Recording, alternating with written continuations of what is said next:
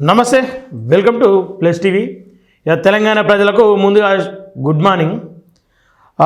మొదట వార్తల్లోకి వెళ్ళే కంటే ముందు కొంతమంది హిందువులు ఇంకొంతమంది హిందువుల పేరు మీద వ్యాపారాలు చేస్తున్న వాళ్ళకు ఒక చిన్న విజ్ఞప్తి. ఏంటి అంటే నిజామాబాద్ జిల్లా కేంద్రంలో ఉన్నటువంటి ఆ ఏరియాలో రూరల్లో వస్తుంది మణిదీపేశ్వరి అమ్మవారి ఆలయం అని చెప్పేసి కొత్తగా ఒక దేవత వెలిసింది. ఆ దేవత దగ్గర పూజ చేస్తున్నటువంటి వాళ్ళ పని ఏంది అని చెప్పేసి అంటే ఈ తెలంగాణలో ఉన్న ప్రజలను, దేవుణ్ణి నమ్మేటువంటి హిందువులను పిచ్చోళ్ళని చేయాలి, డబ్బులు గుంజాలి. అయితే దీనిపైన గతంలో అనేక సార్లు చర్చలు జరిగినాయి. పూర్తి స్థాయిలో ఏం జరుగుతూ ఉంది ఏంది అని చెప్పేసి నిన్న ఆ ప్రాంతానికి వెళ్ళేటువంటి ప్రయత్నం చేసినప్పుడు మణిదీపేశ్వరి అమ్మవారు మాకు దర్శనమిచ్చారు. ఏమని అంటే లోపలికి మీడియా వాళ్ళకి అలో లేదు, మీడియా వాళ్ళు వస్తే మేము బదనాం అవుతున్నాం, మా దేవి నా కళలోకి వచ్చి మీడియా వాళ్ళని లోపల రానియక బిడ్డ అని చెప్పేసి ఆజ్ఞాపించింది. నేను రానియ్యా అని చెప్పేసి నిన్న మాతో అయితే 1-2 గంటలు కొట్లాడనే మొత్తం. కాదమ్మా, మీరు ప్రజలకు వాస్తవాలు చూపియండి, నిజంగానే దేవుడు ఉంటే దేవుడు ఉన్నని చెప్పండి, ఇక్కడ దేవత వచ్చి వెలిసిందని చెప్పండి, వాస్తవాలు ఏమున్నా వాటి గురించి మాట్లాడుకుందాం, మీకు మాకేమైనా శత్రుత్వమా అమ్మ అని చెప్పేసి అంటే లేదు లేదు లేదు లోపలికి రావద్దు అని చెప్పేసి ఒక అయ్యవారు వచ్చింది లోపలికి వెళ్ళి. అయ్యవారు రోల్ అని చెప్పేసి అంటే ఎవరికైతే అమ్మవారి పూనకం వస్తుందో ఆ అమ్మవారి భర్త. ఈ అమ్మవారి పని ఏంది అని చెప్పేసి అంటే ఈ గతంలో లెక్చరర్గా చెప్తుండే. లెక్చరర్గా చెప్పినప్పుడు మంచి అనుభవాలు, మంచి వాగ్వాదం ఉంటుంది కదా లెక్చరర్లకు. ఆ వాగ్వాదాన్ని దేవుని అంశంలో ఉపయోగించడం మొదలుపెట్టింది. దేవుని అంశంలో ఎట్లా ఉపయోగిస్తూ ఉంది అని చెప్పేసి అంటే పిల్లలకు ఎట్లయితే మెదడుకు ఎక్కే విధంగా లెక్చరర్ చదువులు చెప్తూ ఉంటారో అదేవిధంగా భక్తుల ఆలోచనలు ఏమున్నాయి, ఆ భక్తుల్లో ఇంకొంతమంది వాళ్ళ భక్తులే కలిసిపోతారు. వాళ్ళ పని ఏంది అని చెప్పేసి అంటే వచ్చే వాళ్ళు ఉంటారు కదా, మేము పలానా చోటుకి వెళ్ళి వచ్చినామని చెప్పేసి వీళ్ళు చెప్తారు. మెల్లగా చెప్పగానే అవునా మేము గీడికి వెళ్ళి వచ్చినాం, మేము ఇది 5వ అమ్మ వచ్చుడు మాకు మంచిగా అనిపించింది, మీకు కూడా మంచిగానే అనిపిస్తుంది, నమ్మకంతో రావాలి అమ్మవారి దగ్గరికి, అనుమానంతో రావద్దు అని చెప్పేసి వీళ్ళు వాళ్ళ మైండ్ వాష్ చేస్తూ ఉంటారు. మణిదీపేశ్వరి అమ్మవారి ఆజ్ఞ ఉంటే ఖచ్చితంగా అన్నీ మంచి జరుగుతాయని చెప్పేసి. సరే ఇదేంది కథ, దీని వ్యవహారం ఏంది అని చెప్పేసి నేను ఆడికి వెళ్ళే ప్రయత్నం చేసినాం. ఆడికి పోయిన క్రమంలో తెలిసింది ఏంది అని చెప్పేసి అంటే దాదాపు 5 కిలోమీటర్ల మేర వాళ్ళ మనుషులు ఉంటారు. ఏ కార్ లోపలికి వస్తుంది, ఏ కార్ బయటకు వెళ్తూ ఉంది, ఆ కార్లో ఉన్న ఎంతమంది ఉన్నారు, వాళ్ళలో ఎవరైనా అనుమానాస్పదంగా ఉన్నారా, ప్రశ్నించే వాళ్ళు ఉంటే గేట్లు పెట్టాలి, వాళ్ళకు నాటాలోడు అమ్మవారు చెప్పింది అని చెప్పేసి సిగం కూడా అవుతుంది ఒక్కొక్క సందర్భంలో. అయితే ఆ అమ్మవారిని ఒకసారి మీకు చూపించే ప్రయత్నం చేస్తా. ఎందుకు ఈ ముచ్చట చెప్పాల్సి వస్తూ ఉంది అంటే దేవుడు అనేది ఒక నమ్మకం, ఆ నమ్మకాన్ని వమ్మి చేసే ప్రయత్నాలు, ఆ నమ్మకాన్ని ఆసరగా చేసుకొని వసూలు చేసే ప్రయత్నాలు జరుగుతూ ఉన్నాయి. సో ఇక్కడ మోసపోయేది ఎవరు అని చెప్పేసి అంటే మళ్ళీ మన హిందువులే. హిందూ దేవతల పేరిట హిందువులను మోసం చేస్తే పనిగా పెట్టుకుర్రు. అయితే దీని మీద ఖచ్చితంగా మౌనంగా ఎందుకు ఉంటుంది అక్కడ ఉన్నటువంటి గవర్నమెంట్ మన అధికారులు కూడా అర్థం కావట్లేదు. ఒకసారి ఈ వీడియో చూద్దాం, అమ్మవారు ఎట్లా ఆగ్రహిస్తుంది అని చెప్పి.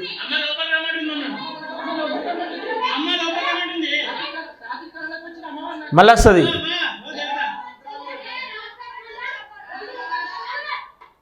అది ఈమె అమ్మవారికి ఆగ్రహం వచ్చింది. అమ్మవారు ఏమని చెప్పిందంటే ఆమె శివమూతుంది. అప్పుడు శివమూకుంటే ఏమని చెప్తా ఉంది అంటే అమ్మవారు మిమ్మల్ని రానియకమని చెప్పేసి నాకు ఆజ్ఞాపించింది, నేను రానియనుయా, అమ్మ మాటే శాసనం అని చెప్పేసి అంటే అది అలా భర్త వీడు, అలా బిడ్డలు, వాళ్ళ వ్యాపారం ఏంది అని చెప్పేసి అంటే కుటుంబం మొత్తం ఆ వ్యాపారంలో నిమగ్నం అయిపోయారు. అరే నాకు 2 పిల్లలు ఉన్నారు, వాళ్ళకి చదువులు చెప్పియాలి, నేను ఒక లెక్చరర్ని, నా భర్త ఒక వ్యాపారి, ఇవన్నీ మర్చిపోయారు వాళ్ళంతా. ఈ కథ ఎట్లుంది అని చెప్పేసి అంటే మొన్న కరీంనగర్లో ఒకటి భార్యనేమో వ్యభిచారం చేస్తే భర్తనేమో వీడియోగ్రాఫర్గా ఉండి రికార్డు చేసి దాన్ని రిలీజ్ చేస్తాడు, పైసలు ఇవ్వకపోతే రిలీజ్ చేస్తా అని చెప్పేసి బెదిరిస్తాడు. ఈ కథ నడుస్తుంది వాళ్ళ లోపల. ఇట్లాంటి సందర్భాలు కనిపిస్తూ ఉన్నాయి. అంటే అమ్మవారిని అడ్డం పెట్టుకొని ఈరోజు ఇంత వ్యాపారం జరుగుతూ ఉంటే హిందూ బంధువులు అని చెప్పి చెప్పుకుంటా, హిందూ సంఘాలు అని చెప్పి చెప్పుకుంటున్న వాళ్ళు మౌనం పాటించి అక్కడికి వెళ్ళేటువంటి అనేక మంది అమాయకులు, దూర ప్రాంతంలో ఉండాల్సినటువంటి అమాయకులు మోసపోతూ ఉన్నారు. తర్వాత గోసపడ్డ లాభం లేకుండా పోతూ ఉంది.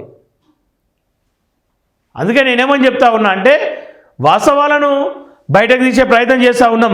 ఈ సంఘాలుగా ఉన్నటువంటి వాళ్ళు కూడా మన హిందూ ధర్మాన్ని అడ్డం పెట్టుకొని ఎవరైతే వ్యాపారంగా చూస్తూ ఉన్నారో భక్తి ముసుగులో వాళ్ళు వ్యాపారాన్ని అక్కడ చలమని చేస్తూ ఉంటే దాని మీద ప్రశ్నించకుండా మాట్లాడకుండా మౌనంగా ఉంటున్నారంటే మీకేమన్నా మూటాలు అందినాయా అని చెప్పేసి అడగాల్సిన అవసరం ఏర్పడేది.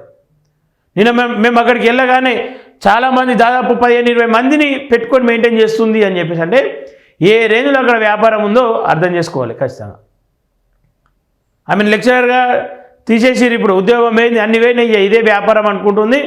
ఇంకా నయా ప్రయత్నం కూడా చేస్తూ ఉంది. ప్రజల్లో వాస్తవాలు బయటపడే కొంత నా మీద నమ్మకం పోయే అవకాశం ఉంది కాబట్టి ఇక కొన్ని రోజులు మీడియా వాళ్ళు వీళ్ళు వస్తారు కాబట్టి ఇక కొన్ని రోజులు దాన్ని గుట్టు చప్పుడు కాకుండా సైలెంట్ చేయాలి. ఈ సైలెంట్ చేయాలంటే ఒకసారి అమ్మవారి ఆలయం మూసేస్తే ఏమవుతుంది?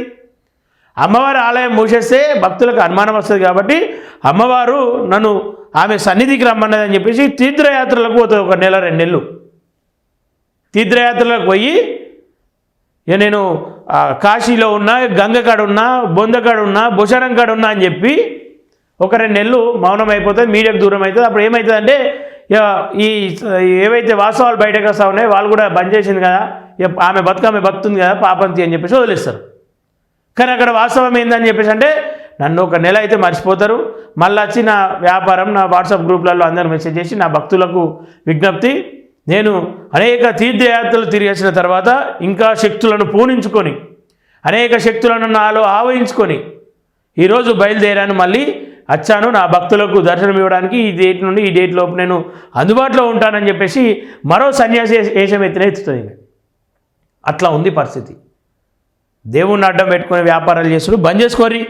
మేము చెప్తా ఉన్నాం, ఇకనైనా మీరు బంద్ చేసుకోకపోతే నిన్ను అచ్చిరు వెళ్ళిపోయారు అని చెప్పేసి కాదు. నేను ఆల్రెడీ దేవాదాయ శాఖకు కూడా కంప్లైంట్ చేసినాం, అక్కడ ఉన్న వారి సిపి గారికి చేసినాం, అక్కడ ఉన్నటువంటి అది పోలీస్ స్టేషన్లో మీ పరిధిలో వచ్చేటువంటి పోలీస్ స్టేషన్లో ఒక కంప్లైంట్ ఇచ్చినాం, ఇంకా కూడా చేస్తాం. ఎందుకంటే ఇది పేద ప్రజలు, మిమ్మల్ని నమ్మే వాళ్ళంతా కూడా మధ్యతరగతి కుటుంబాలు అనేక సమస్యల పట్ల సతమతం అవుతున్న వాళ్ళకు ఒక ఉపశమనం కోసం మీ దగ్గరకు వస్తారు ఏదో నమ్మకంతో.